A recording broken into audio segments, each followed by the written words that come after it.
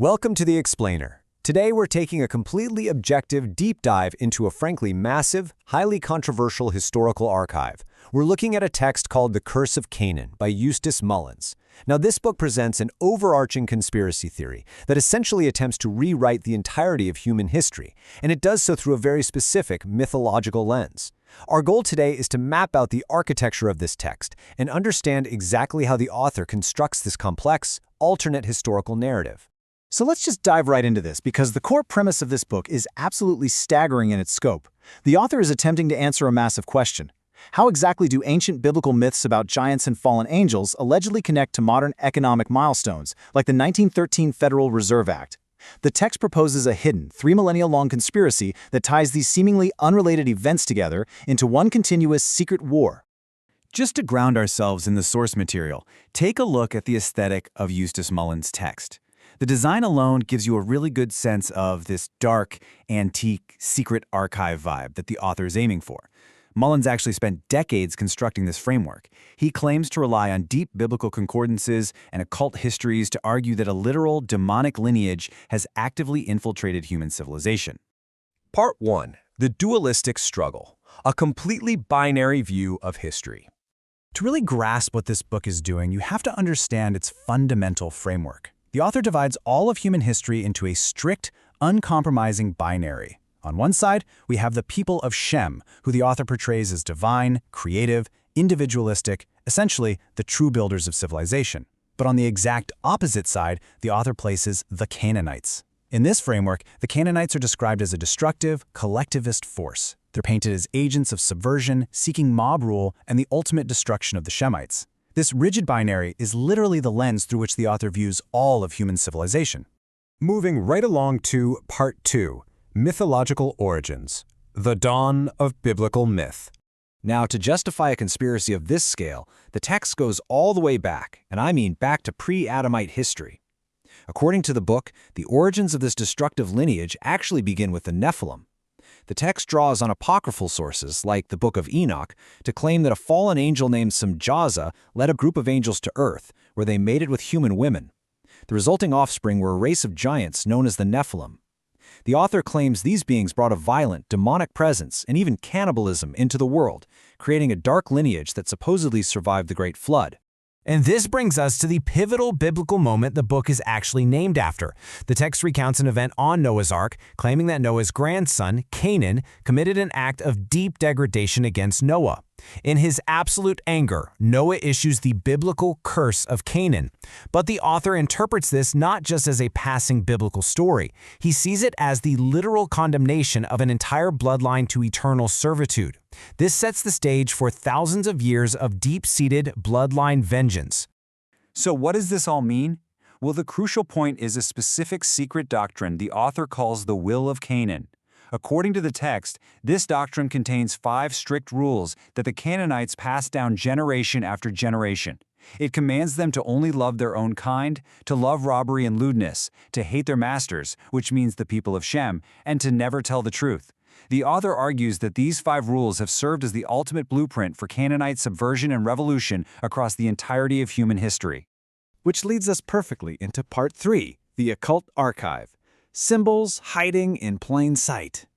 The text claims that as this subversive group was forced underground, they didn't just disappear. They developed a massive occult archive, tied together by what the author calls the scarlet thread, allowing them to communicate right in front of us. One of the primary figures in this archive is Nimrod, the legendary founder of Babylon and the builder of the Tower of Babel. The author claims Nimrod is the ultimate symbol of rebellion against God, and that his signature symbol is the X. The book alleges that whenever you see an X or a double X, like in a lot of modern corporate logos, it is a deliberate signal of witchcraft, betrayal, and allegiance to this dark, Canaanite faction. And the author doesn't stop there. He links this occult archive directly to modern secret societies. The text alleges that Freemasonry derives its core rituals directly from ancient Canaanite fertility cults and the bloodline of Cain. For example, the author points to Masonic passwords like Tubal-Cain, who was a biblical descendant of Cain known for crafting weapons, and the prominent letter G. The book claims that G secretly stands for generation and represents the ancient fertility rituals of the god Baal. Part 4, Centuries of Subversion. a deeply hidden history. The text aggressively argues that this occult archive actively maneuvered to destroy civilizations from the inside out. A prime example the author gives is ancient Egypt. The text actually credits Shem, Noah's son, with founding the great Egyptian civilization and building the Great Pyramid of Giza. However, the author claims that following Shem's death, the Canaanite priesthood infiltrated the society, corrupted its institutions, and actively worked to erase Shem's legacy from the historical record entirely. And this timeline right here brilliantly illustrates the sheer, mind-boggling scale of this conspiracy theory. The text links the ancient Babylonian captivity directly to secret meetings, like the 1782 Congress of Wilhelmsbad, which the author claims engineered the violent upheavals of both the French and Spanish revolutions. But perhaps the most surprising jump is how it frames the passage of the 1913 Federal Reserve Act in the United States. The author views this as a devastating, coordinated victory for this Canaanite occult network over the independent, wealth-generating people of Shem.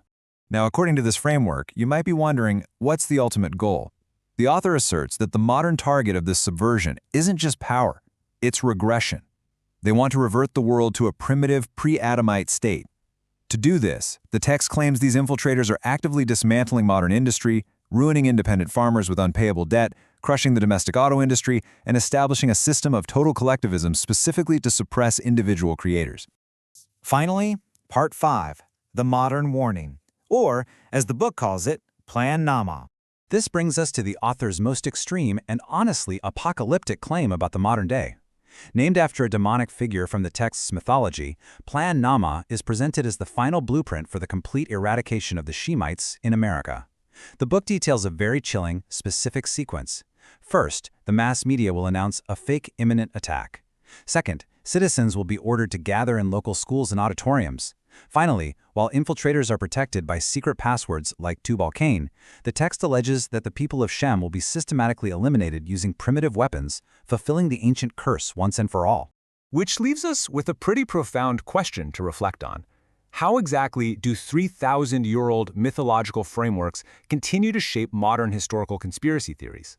By looking at how this text constructs its massive narrative, blending biblical giants, secret symbols, and modern economics, we get a fascinating, if unsettling look at the psychology of conspiracy.